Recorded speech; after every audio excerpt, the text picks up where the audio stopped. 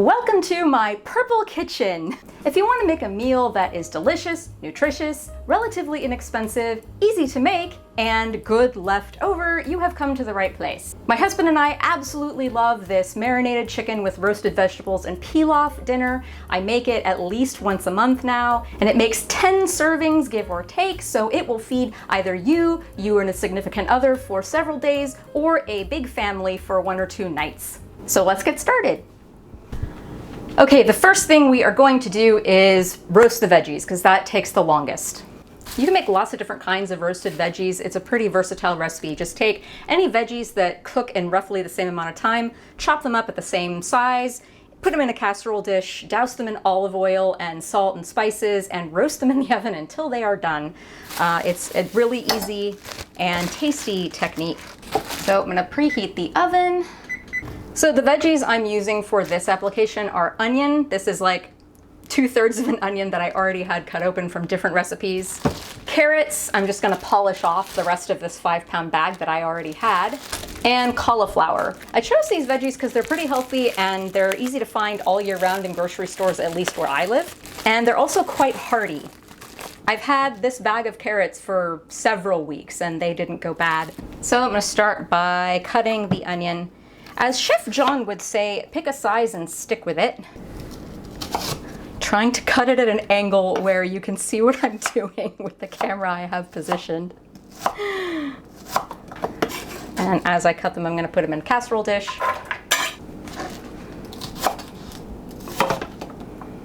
You know what? I'm going to move this out of the way. There we go. Now the angles are a little less awkward.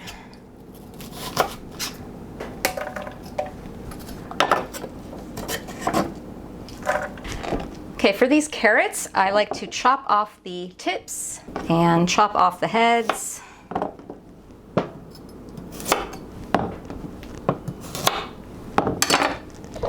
And then I put them all in a repurposed cottage cheese or yogurt container.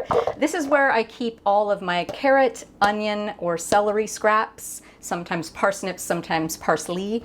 And I put a lid on it and I pop it in the freezer. And then when I gather enough veggies and chicken parts, I make broth. I got a companion video actually for this video showing you exactly how I do that, so check that out if you want. Anyway, carrots, you can peel the carrots if you want, I guess. Sometimes I do if I feel like it. I don't feel like it right now. I got 4 hours of sleep last night, so I'm just gonna go for it. Again, pick a size and stick with it. It depends on how fat or skinny your carrots are. When I get to the thicker, woodsier part of the carrot, I cut it in halves or quarters.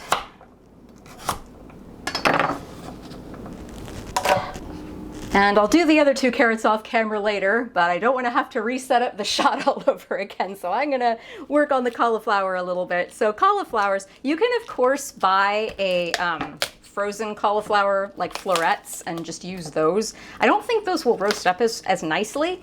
They'll probably be a bit mushy. But I mean, you know, if you're pressed for time or you have ADHD and you can't deal with fresh veggies, or you live far away from town and you can't deal with fresh veggies, frozen is fine. Also, incidentally, like, you don't have to do the roasted veggies as a side. I just like it as a side. I think it's a really nice accompaniment to this, and it's not that much extra effort. But, you know, you could always just get a bag of mixed frozen veggies and microwave that as your veggie side for this meal. I wouldn't complain. Okay, so I like to go in from the top and try to separate a giant, this has a lot of giant crowns. And then I just kind of cut those into halves or quarters, even smaller than that sometimes. The smaller you cut your veggies, the faster they will cook. But if you cut them too small, they'll kind of turn to mush. So it's a balance. Okay, I'm gonna cut the rest of these off camera. Okay, this wound up being more cauliflower than I would like, but I didn't want to have any leftover cauliflower. I wanted to use the whole thing. So anyway, you just layer and mix the veggies in the casserole dish. Now I'm just gonna pour about 1/4 to 1/2 cup of olive oil onto it. You really want to give them a good saturate. And this is all the rest of the bottle of olive oil I had. No biggie, I will supplement with a little vegetable oil. You can of course mix this with your hands, that would be best, but I'm holding a camera, so I'd rather not. Give it a little mix. And now I'm gonna season these. You can season these any way you like, but since this is gonna be a sort of Middle Eastern flavored meal, I'm of course gonna go with salt and some black pepper. And because it's really easy and it's already blended, curry powder. I will often, you know, combine my own curry spices when I season this, but like I said before, I got 4 hours of sleep last night and you probably did too, and you don't want to mess around with a bunch of different spice bottles. Just use curry powder.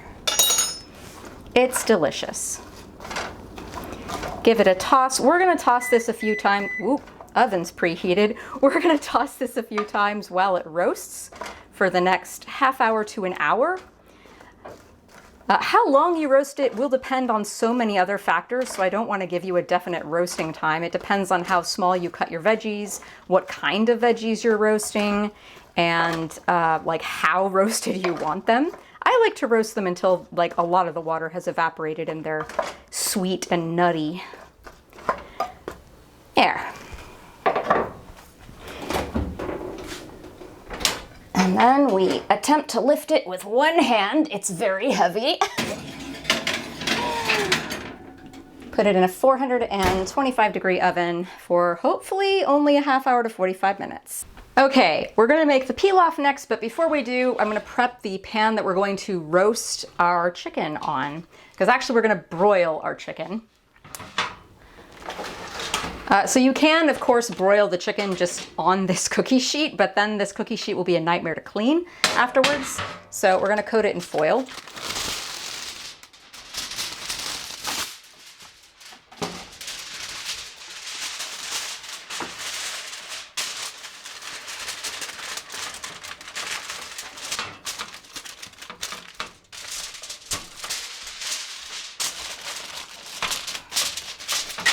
There, ta-da!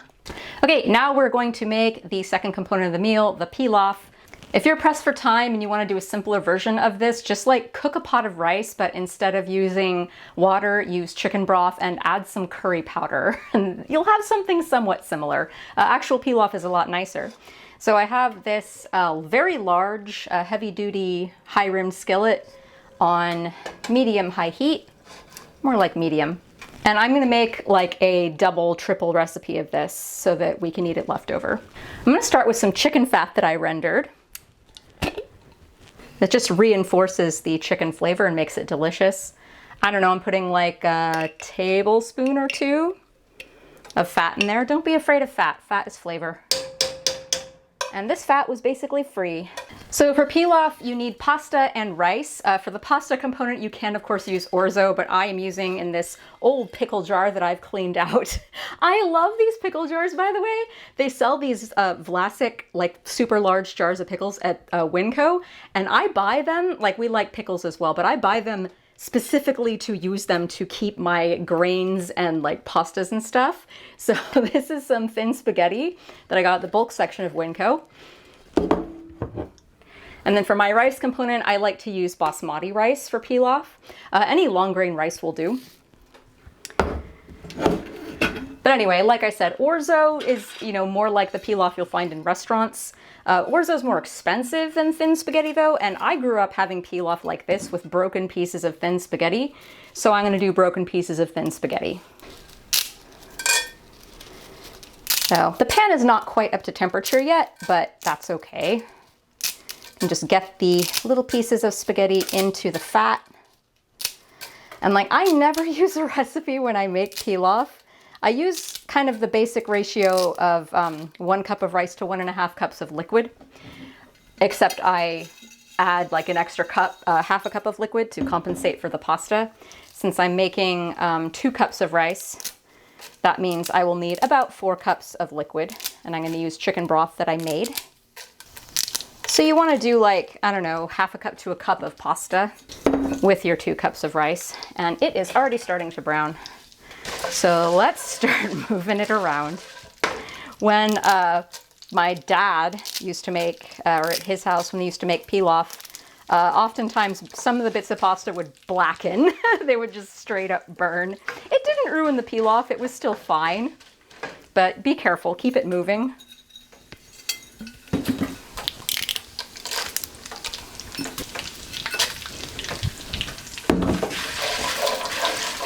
You know what? I want more pasta in there, and I'm not ready, so I'm gonna move it off the heat. Ha-ha! Pieces are a little bigger than I'd like.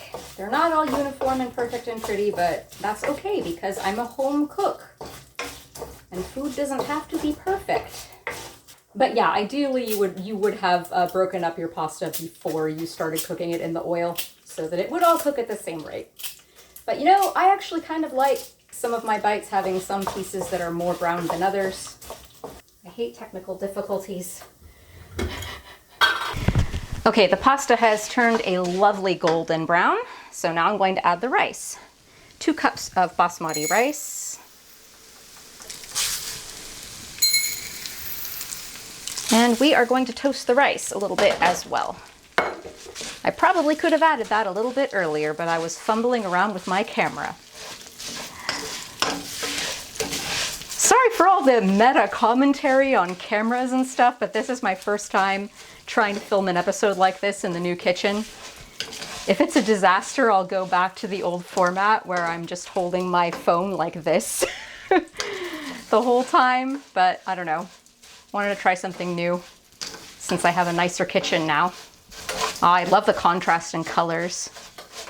Okay, since there's no salt in my chicken broth, I'm gonna add a bunch of salt. I usually don't even add enough, but that's okay. You can just add more at the end. And some black pepper. I don't know how well the camera is picking this up, but the rice will start to look kind of chalky and whiter, and you want that. Again, I'll usually go through the trouble of mixing my own spices, but I'm pressed for time and I'm filming and it's complicated, so I'm just throwing in a couple teaspoons of curry powder.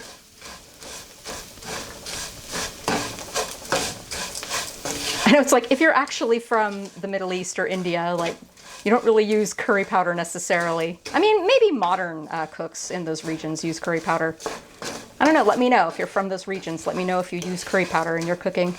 But yeah, to my knowledge, curry powder is mostly a Western sort of take on their spices. I'm gonna add a little more. Because you do want the spices to toast a little bit, especially the curry powder. Once they have toasted, I'm gonna put in 4 cups of chicken broth.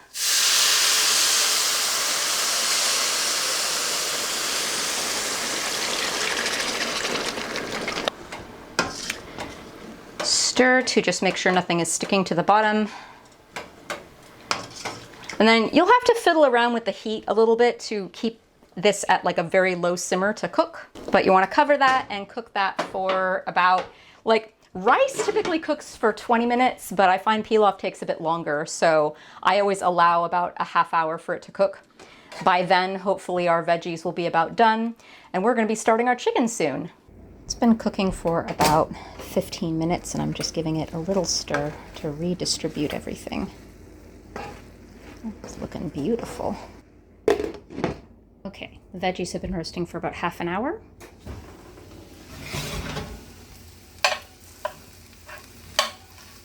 They're technically cooked right now, but I like to let them go much longer.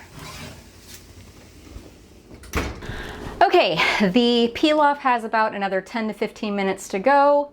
We'll want to have it rest for about 5 minutes at the end, and the veggies have probably another 20 minutes to go. So now I'm going to start the chicken.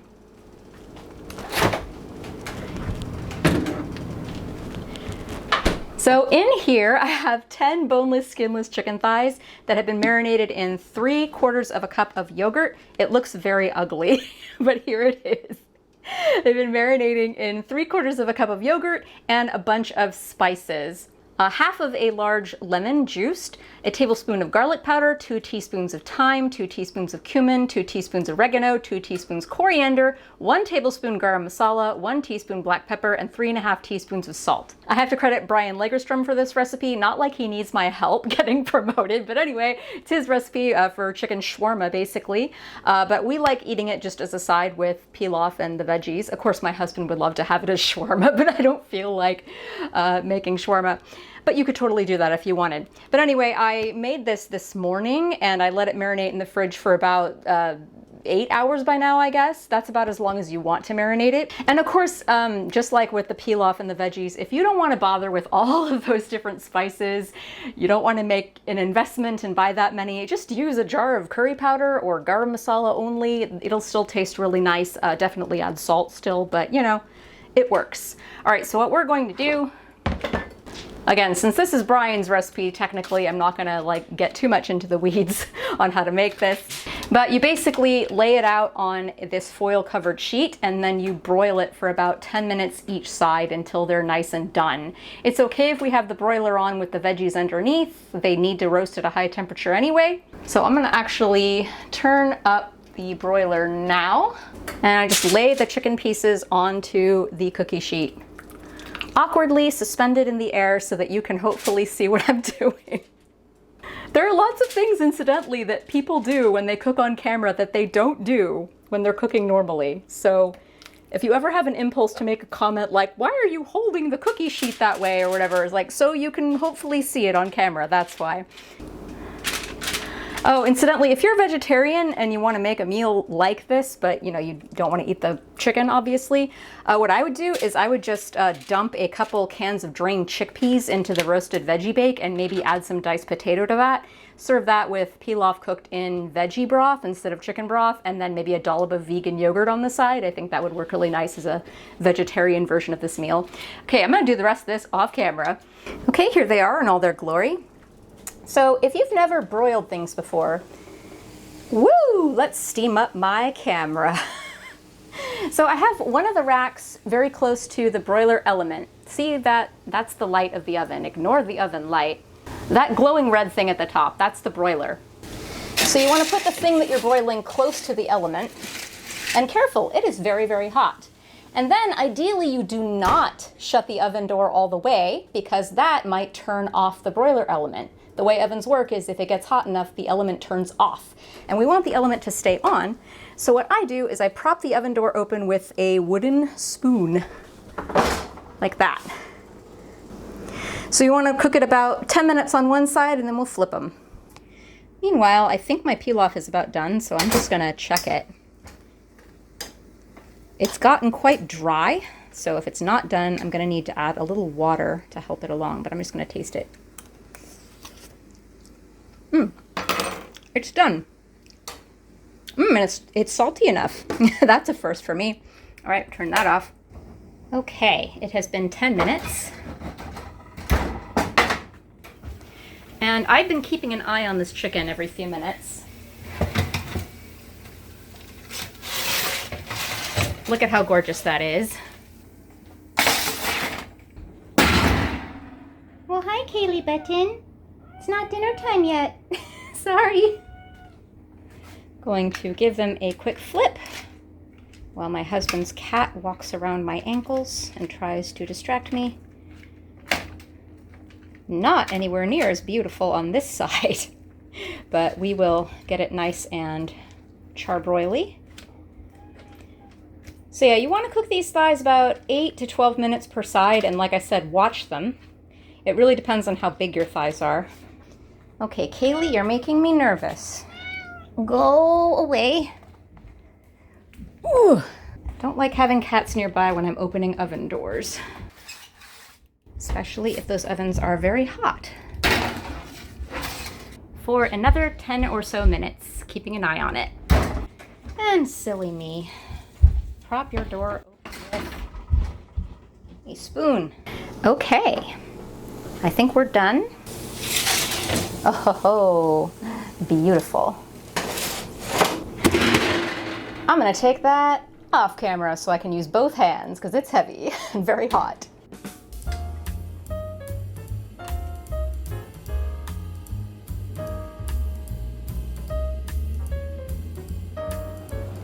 And here it is in all its glory. It takes about, an hour and a half of cook time start to finish, although not all of that is active, in addition to the prepping of the chicken that you have to do, which is a lot more prepping if you want to deskin and debone your own chicken. But you spend an hour and a half of active cook time or so, and you've got 10 meals. So I think that's a pretty decent deal. And there are, of course, ways you can dumb down this recipe to make it a lot easier. You, of course, don't have to make all 3 components. You could just do the chicken and then some simple rice and some frozen veggies microwaved in a cereal bowl. You'll get similar nutritional value out of it and just about as much happiness. I'm gonna eat this now because I'm hungry. I did not mention this earlier, but you do not substitute chicken breast for the chicken thigh. Chicken thighs are vastly superior to chicken breast in every single way possible. They're juicier, they're more flavorful, they're cheaper, they're just so much better. I'm baffled, but also somewhat grateful that Americans don't get that and they think that breast is better than thigh because it makes the chicken thighs cheaper and more readily available. But yeah, no, PSA, thighs are so much better. I'm gonna have some veggies, and pilaf. Okay, I'm just gonna eat the rest of this off camera because it's delicious and I'm hungry and I'm tired. Hope you make this and see you next time, maybe.